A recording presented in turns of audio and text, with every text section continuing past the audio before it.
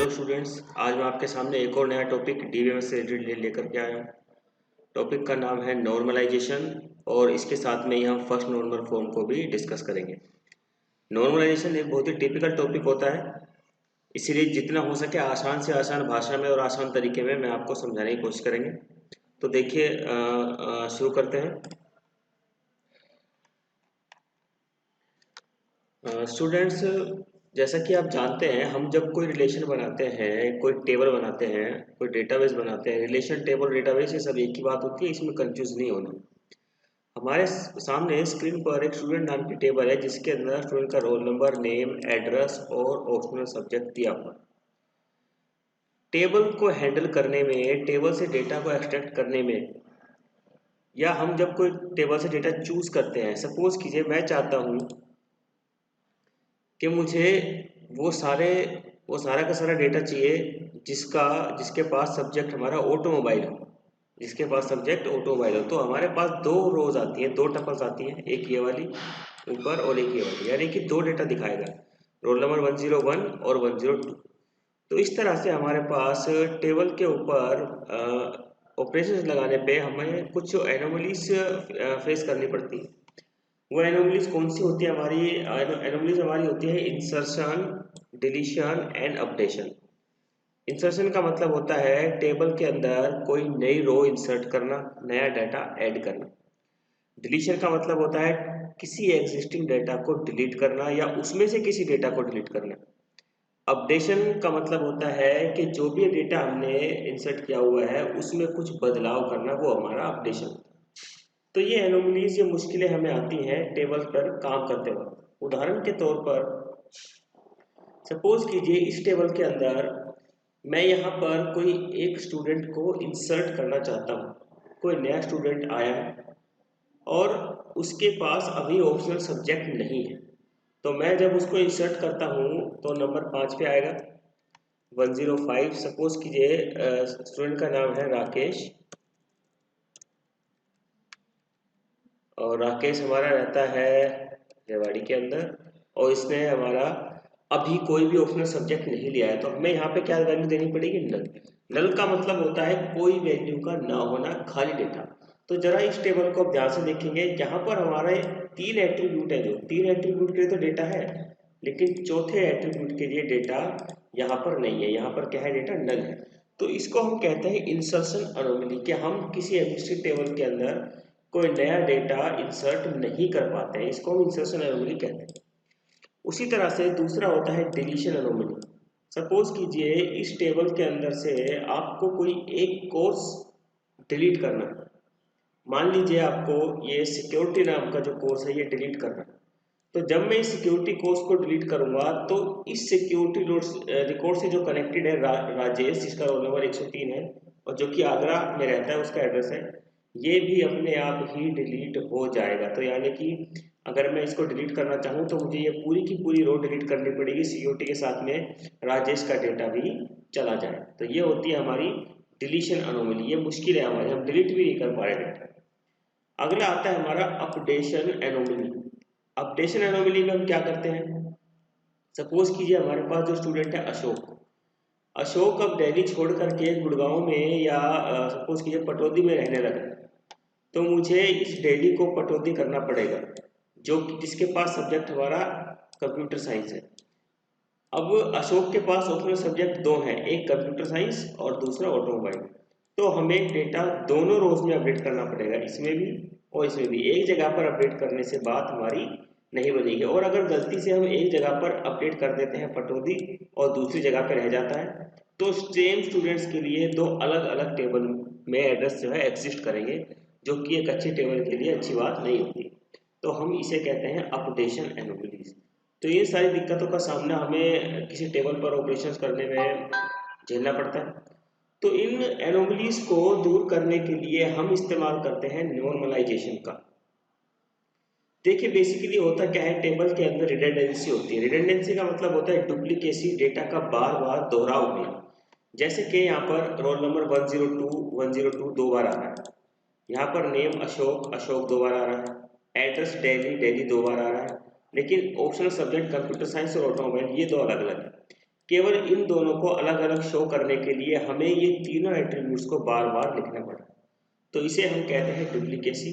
ये डुप्लीकेसी जिस विधि द्वारा या जिस टेक्निक के द्वारा हम मिटाते हैं, खत्म करते हैं या कम करते हैं, उसी को ही हम नॉर्मलाइजेशन कहते हैं। देखिए, normalization is the process of minimizing redundancy from a relation or set of relations. Redundancy in a relation may cause insertion, deletion and updation anomaly, so it helps to minimize the redundancy in relation. मैंने जो भी बात आपसे कही है वही दोहराई गई है। नॉर्मलाइजेशन एक ऐसी विधि है जिसके द्वारा रिलेशन में से डुप्लीकेसी को, रिडंडेंसी को खत्म किया जा सकता है, ताकि हमें इंसर्शन, डिलीशन और अपडेशन एनोमलीज का सामना ना करना। ठीक है बच्चों, तो ये बात आपको समझ में आई होगी, उम्मीद है मुझे। किसके बाद हम थोड़ा सा आगे बढ़ते हैं। फर्स्ट नॉर्मल फॉर्म के अंदर कोई भी डाटा एक बार में नॉर्मलाइज नहीं होता है। नॉर्मलाइजेशन की कुछ स्टेप बाय स्टेप प्रोसेस होती है, तो उसी प्रोसेस के अंदर हम फर्स्ट नॉर्मल फॉर्म को डिस्कस करेंगे। फर्स्ट नॉर्मल फॉर्म क्या होता है, देखिए, a relation is in first normal form if it does not contain any composite or multi-valued attribute। अब ये मल्टी वैल्यूड एट्रीब्यूट क्या होता है, देखिए समझिए इस बात को।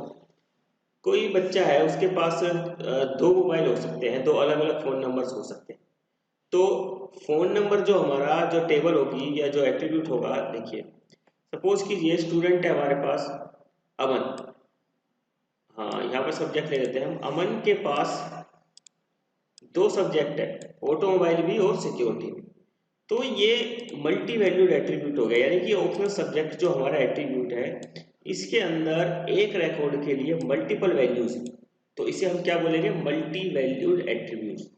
तो यानी कि फर्स्ट नॉर्मल फॉर्म क्या होती है, एक ऐसी नॉर्मल फॉर्म जिसके अंदर मल्टी वैल्यूड एट्रीब्यूट ना हो, उसे हम, उस रिलेशन को हम फर्स्ट नॉर्मल फॉर्म में कहेंगे। और रिलेशन फर्स्ट नॉर्मल फॉर्म में होगा यदि उसके किसी भी एट्रीब्यूट में मल्टीपल वैल्यू ना हो। मल्टीपल वैल्यूज नहीं होनी चाहिए, एक से ज़्यादा वैल्यूज ना हो।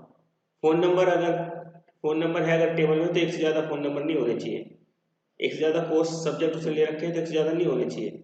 तो उसके लिए हमें उसको फर्स्ट नॉर्मल फॉर्म में बदलना पड़ेगा। अभी ये जो हमारे सामने टेबल है, स्टूडेंट नाम की जो टेबल है, ये अभी फर्स्ट नॉर्मल फॉर्म में नहीं है, क्योंकि इसके अंदर मल्टी वैल्यूड एट्रीब्यूट है। तो हम इसको सिंगल वैल्यू एट्रीब्यूट में कन्वर्ट करेंगे। देखिए कैसे करते हैं।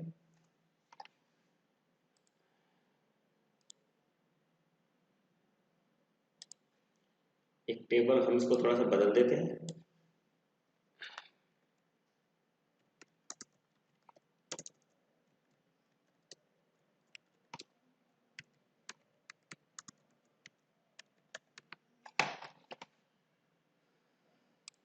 वन 101 अमन ऑटोमोबाइल, दूसरा सब्जेक्ट दिखाने के लिए दोबारा से 101 अमन सिक्योरिटी, उसके बाद 102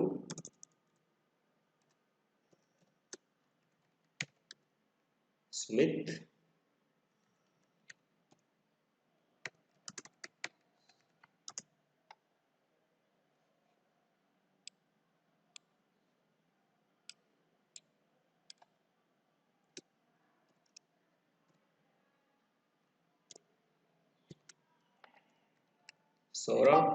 सौरभ के पास भी दो सब्जेक्ट है हमारे, सिक्योरिटी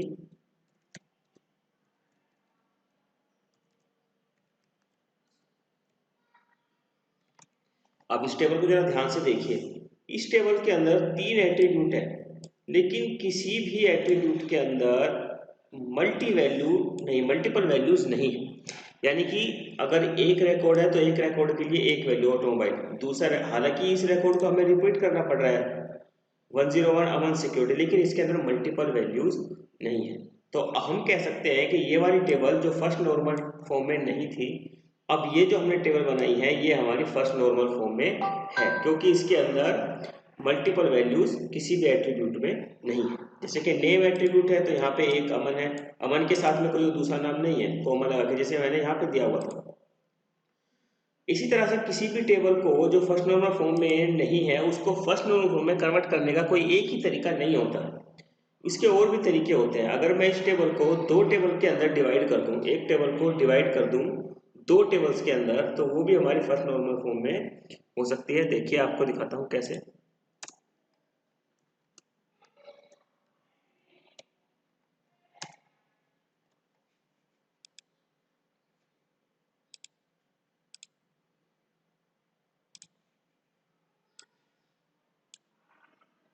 एक टेबल बनाई मैंने, रोल नंबर, इसके अंदर 101, 102 एंड 103, और अमन, सॉरी ये अमन, सुमित, सौरभ।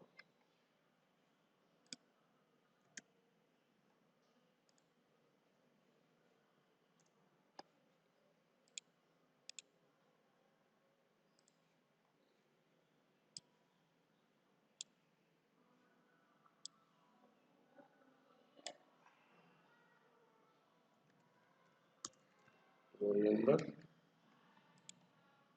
101, 102, 103, और यहाँ पर मैं डाल देता हूँ ऑप्शनल सब्जेक्ट।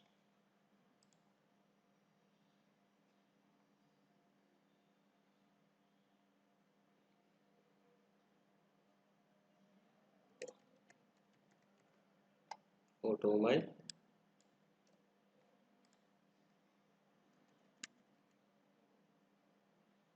सिक्योरिटी, 102 के पास कंप्यूटर साइंस, 103 के पास सिक्योरिटी, 103 के पास IT। जरा समझिए इस बात को। जो हमारा अब ये वाली जो हमारी टेबल थी, ये वाली, ये फर्स्ट नॉर्मल फॉर्म में नहीं थी, लेकिन मैंने इसको डिवाइड कर दिया इस वाली फॉर्म में।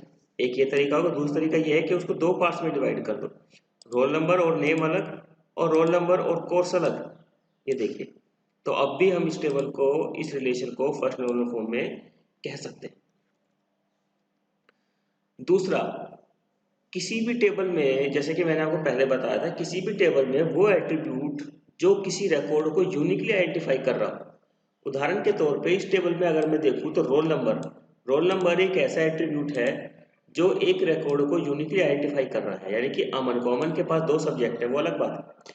तो यहाँ पर ये रोल नंबर हमारा प्राइमरी की हो जाएगा। प्राइमरी की वो एट्रीब्यूट होता है जो किसी एक रिकॉर्ड को यूनिकली आइडेंटिफाई करे, यानी कि उस वैल्यू के लिए, उस की के अंदर जो वैल्यू है उसके लिए कोई सेम डेटा नहीं होना चाहिए। जैसे कि 101 अमन का है तो 101 सुमित का नहीं हो सकता।